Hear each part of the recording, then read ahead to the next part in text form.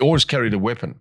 In fact, I still carry a weapon, and it's a Magnum. So I carried a 357 Magnum, and I went to the bathroom where I'd put it on a shelf when I ran the bath away from my daughter, grabbed the Magnum, and as they came down the passage, they were coming down the passage, I stood at the entrance, the main bedroom entrance to the passage, and I took the one in front out, with a bullet through the head, and that bullet actually went into the one behind him as well. So I was just watching a VLAD interview, like VLAD actually getting interviewed by DJ Envy, and he mentioned that the next day he was going to be interviewing Errol Musk. For those that don't know who Errol Musk is, that's Elon Musk's father. Now, he mentioned a few things that Errol Musk did that kind of made me like, what? Doesn't make any sense. Such as, for example, abusing his children, killing, black men, as we can basically see on the video.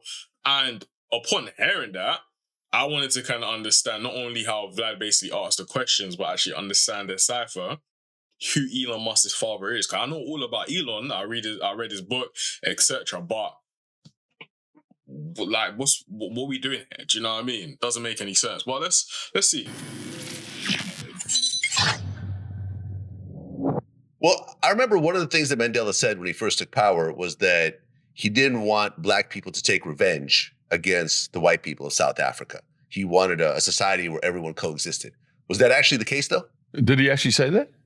I mean, yeah, he said that. Well, yeah, look, I wouldn't have, that would have been very bad for the black people, The white people are not pussies in this country, The white men in I can already tell this guy's a racist, bro. Like, I don't even throw that out lightly, by the way, guys. Like, if you know me, I don't pull the race card or anything like that. But just by his demeanor, just by the how do you even know what your president says? Like, I'm not political, but I know what the prime minister says in England whenever he's talking his beeswax. You know what I mean? So, what's going on? And I don't even know. Anyway, let me know what's going on, man. This country are serious.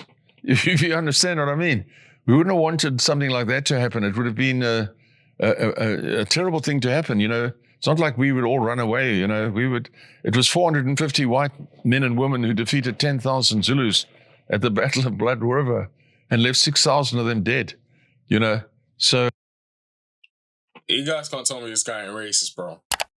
He is, like when you got like patriots, people that are very, very proud of something. Now, this guy's very, very proud of being a person that was colonized, a person that has colonized the land, which obviously was South Africa. And the video hasn't even started. I don't want to. This is ridiculous, though. What the hell? And not one injury to a white person.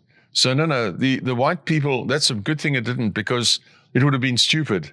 But it was a very nice thing for Mandela to try and say to people.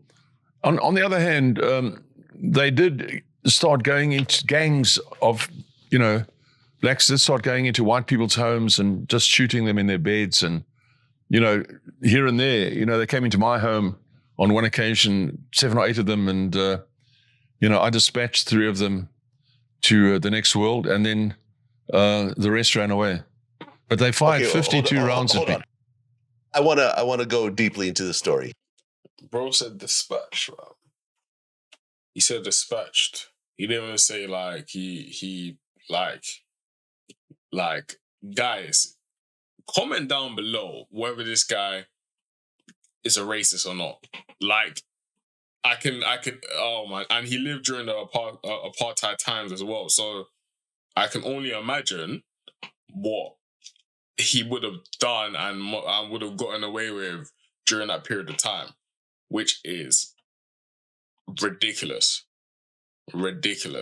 And I think part of the reason why I even wanted to just watch this video, and understand a bit more about him is because I have a bit of a theory, and it's something that I don't really say out loud because it's one of those theories that is kind of silly to say, but at the same time, I don't believe in coincidences, or I try my best not to.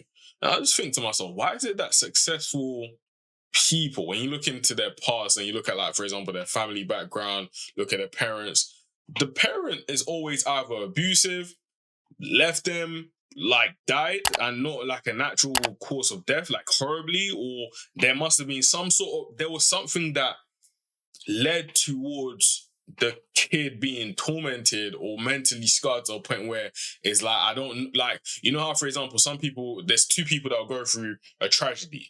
One will be defeated by it. There'll be another person that, for example, they're able to triumph and actually move past it and then do the maddest of things. But in them doing the maddest of things, they also have like some sort of mental, like some of them become narcissists, some of them become psychotic, some of them, all sorts of things. And I'm pretty sure, don't quote me on it, but I'm pretty sure like when I was looking into like into psychology and things like that, and human psychology and dark human psychology, what I'm actually saying isn't actually too far-fetched. Do you know what I mean? So I know there's going to be some people that are going to be like, oh, this guy's bugging, or you're just chatting, but I don't know. You guys letting me know whether I'm bugging or not. But this guy must have done something to Elon, and Elon was like, you know what, I'm going to take a friend of my father and probably, I don't know, I'm going to probably build like a rocket to Mars, and that's going to be my escape from what was this man and what he did, and every other trauma that Elon has probably gone through. It's just ridiculous. Here, since you they fired 52 rounds at me. I fired 2 rounds. Sorry? Okay, so let's go ahead and have the setting. So this was at night. You're at home asleep in your house? No, I had a home. The home on the horse stud that we had, I still kept it all the years, and I was renting it out. And I was living in Pretoria. By that stage, I had a new child. She was 6 years old, Alexandra. She now lives in Texas, in Austin. And I went over with her when she was 6 years old to see how the house looked, because it's a big house, and I painted it out, with some sort of white paint and stuff. And I went to see how the painters were getting on. It was 5 o'clock or so in the evening.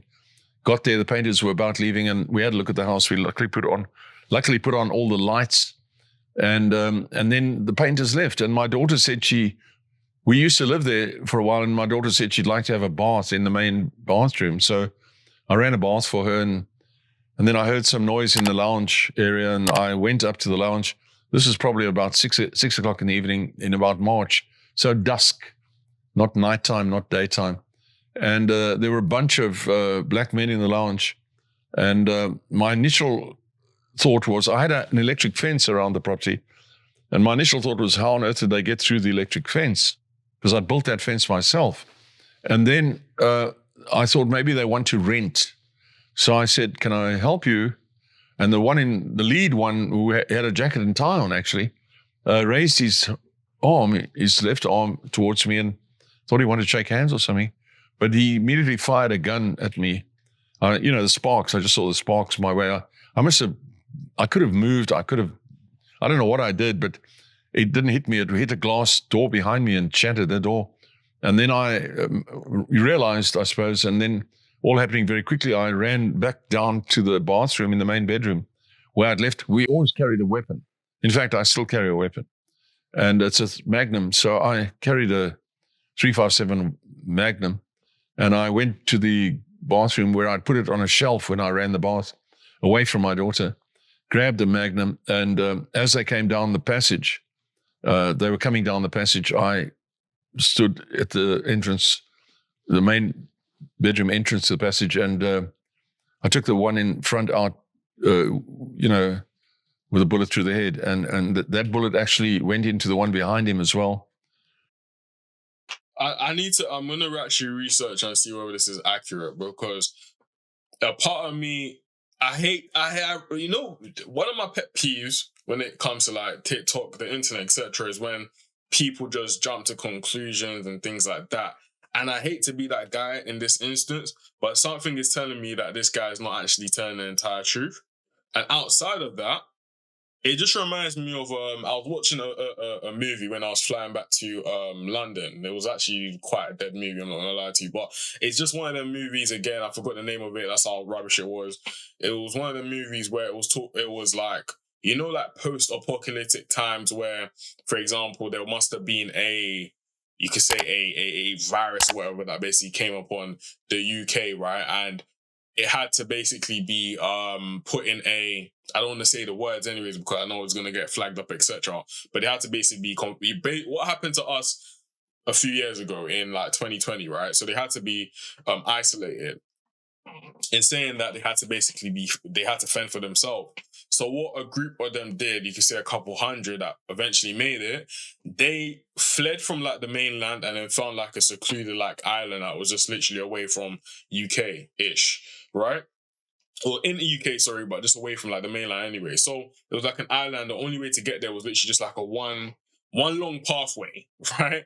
And on that long pathway, you had to go when the water hadn't risen to a level. So when it had basically come down, specific time of day, that's when you could basically make it through this pathway. That was the only way to access the island. They didn't have boats, didn't have anything, and they were just all like maintaining themselves on that island, right?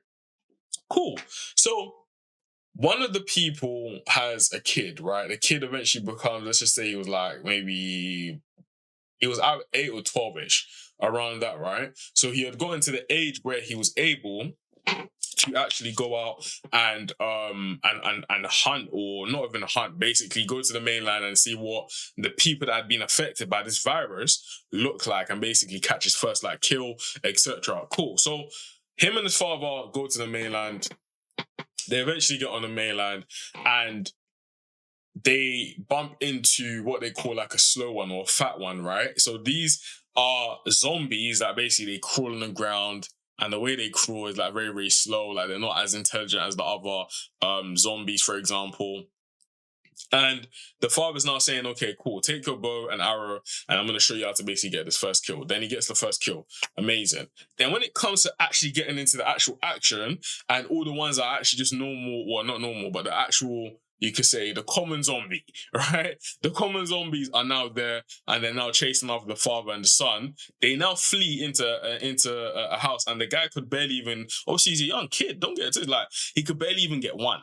Right? Barely. So the father literally has to obviously do his thing, waste all of his arrows, and obviously he saves them. They end up getting to the top and they make it back to the island safe.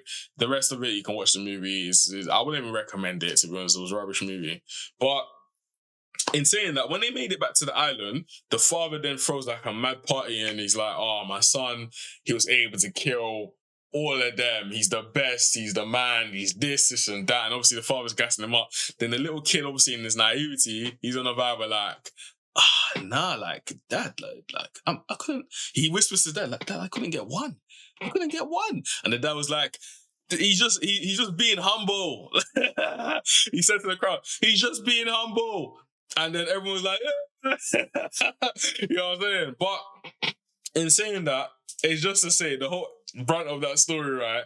It's just to say that this guy gives me those vibes. He's the dad in this situation, that a situation will happen. Maybe it's tragic, maybe it's not. In this case, of course, it's tragic. People broke into your house. So naturally, you have to defend yourself. That is just point blank period, right? Despite of the race or whatever. But he just, the way, like, he just gave me those vibes where he's like, okay, I took my gun and I shot one in the head and it was so powerful that it hit the one in the back. Bro, are we in like a movie, fam? Like, what are we talking about? What are we doing there? What are we doing there? I need to get a sample. What? I'll press it like a bouncer does. What are we doing there? You know what I'm saying? But all jokes aside, this guy is tapped. Let's actually dive a bit more deep into Errol Musk and actually understand more about this guy. So I was going through some of the comments, right? And the guy was like, 8 guys, 52 rounds, free dispatch. Who the fuck is that really interviewing? Errol Wick or Errol Bourne? Like, is this a movie, bro? Like, what is this guy talking about? In South Africa, they say the difference between the tourists and the racists is about 2 weeks.